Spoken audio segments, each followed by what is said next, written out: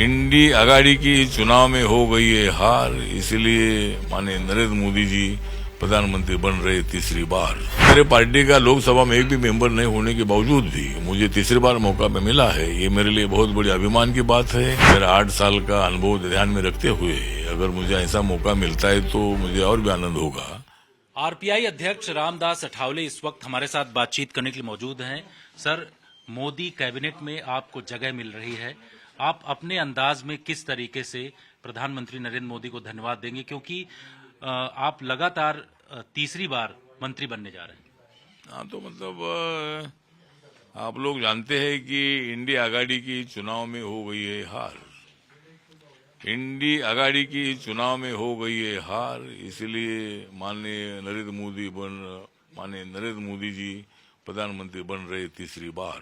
तो मतलब तीसरी बार प्रधानमंत्री बनने का मौका मोदी साहब को मिला है। जनता के आशीर्वाद से उनको ये मौका मिला है।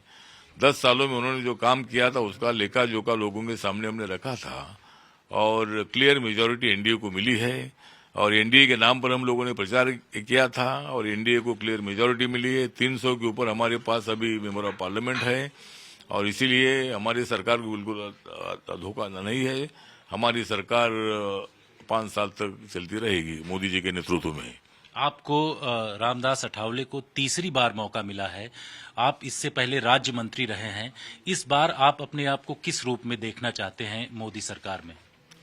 हाँ, मेरा तो अभी शपथ ग्रहण में तो मेरा नाम आया है। रिपब्लिकन पार्टी ऑफ इंडिया, ये पार्टी पूरे देश भर में काम करती है। छोटी पार्टी है लेकिन बाबा साहब अम्बेडकर जी की विचारधारा को लेकर सभी वर्गों को साथ लाकर मेरी पार्टी काम करती है और इसीलिए वैसा मेरे पार्टी का लोकसभा में एक भी मेंबर नहीं होने के बावजूद भी मुझे तीसरी बार मौका में मिला है। ये मेरे लिए बहुत बड़ी अभिमान की बात है और गर्व की बात है। तो मोदी साहब ने मेरा का ख्याल रखा है। मेरी पार्टी जो रिपब्लिकन पार्टी ऑफ इंडिया है इसको भी मतलब अपनी मंत्रिपरिषद में लिया है। इसीलिए पूरे देश भर का जो हमारा रिपब्लिकन कार्यकर्ता है, दलित जनता है, ये बहुत बड़ी खुश है और बाबा साहब का सपना पूरा करने के लिए मैं काम करता रहूंगा। मोदी जी का एजेंडा जो है लोगों के सामने लेकर जाऊंगा और मोदी जी ने 10 सालों में क्या किया है और ये 5 सालों में क्या करने वाले हैं, इसका लेखा जोखा लोगों के सामने हम रखेंगे। आपने इससे पहले जब आज तक से बातचीत किया था तो कहा था कि 2 बार हम राज्य मंत्री रहे हैं, इस बार कैबिनेट मिलना चाहिए। तो क्या उम्मीद आपको लग रही है, कैबिनेट मिल रहा है? हाँ, देखते हैं अभी क्या जो लिस्ट बनेगी। अभी यहाँ नए नए पार्टनर भी आए हैं और मुझे क्या अभी मालूम नहीं है, लेकिन जिस तरह महाराष्ट्र में मुझे जब लोकसभा की जगह नहीं मिली थी तब देवेंद्र फडणवीस जी ने आश्वासन दिया था कि मैं कैबिनेट के लिए प्रयत्न करूंगा, लेकिन अभी जो भी जिम्मेदारी मुझे मिलती है वो मुझे स्वीकारूंगा। मैं लोगों के लिए काम करता रहूंगा और मोदी जी पर मेरा पूरा विश्वास है। मोदी जी ने देश के लिए बहुत बड़ा काम किया है, इसीलिए मेरी पार्टी उनके मोदी जी के साथ है, एनडीए के साथ है। तो जो भी मुझे जिम्मेदारी मिलेगी वो मैं आनंद से स्वीकारूंगा। चाय पर जब आपको प्रधानमंत्री ने बुलाया था उस दौरान 100 दिन के एजेंडे की बात कही गई, विकसित भारत बनाने को लेकर के, उसको लेकर के आप किस तरीके से कदम बढ़ाएंगे? हाँ, तो मतलब प्रधानमंत्री जी ने लगातार एनडीए के इलेक्शन के प्रचार में बार बार बताया था कि मेरा 100 दिन का टारगेट है और 100 दिन और 25 दिन लोगों के, युवाओं के जो सुझाव है उसके लिए। तो इसी तरह 125 दिन का जो एजेंडा है, इस 125 दिनों के एजेंडा में जो भी निर्णय लेना है, ये निर्णय लेने का वादा जो किया है तो वो निर्णय अपने को लेना है। मंत्री परिषद के लोगों ने लोगों के सामने अच्छे संबंध रखने हैं। जो जिम्मेदारी उनको पोर्टफोलियो मिला है उसका स्टडी करके उन्होंने अच्छा का काम करना चाहिए। इसी तरह की सूचना मोदी साहब ने हम सब लोगों को दी है और सरकार की इमेज बढ़ाने का काम हर मंत्री ने करना चाहिए, ये भी उन्होंने हमको बताया है।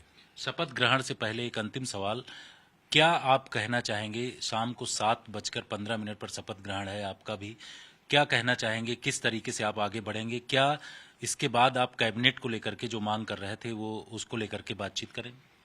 नहीं, ठीक है। जो मैंने अभी बताया कि भाई अभी मुझे क्या मिलने वाला है मालूम नहीं है। मंत्री पद तो मुझे मिलना तय है और मेरा 8 साल का अनुभव ध्यान में रखते हुए अगर मुझे ऐसा मौका मिलता है तो मुझे और भी आनंद होगा। जो भी जिम्मेदारी माननीय मोदी साहब देंगे, क्योंकि उनके सामने और भी बड़ी बड़ी पार्टियां हैं जिनके लोग अनेक लोग चुनकर आए हैं, तो उनको पहले कैबिनेट देना आवश्यक है।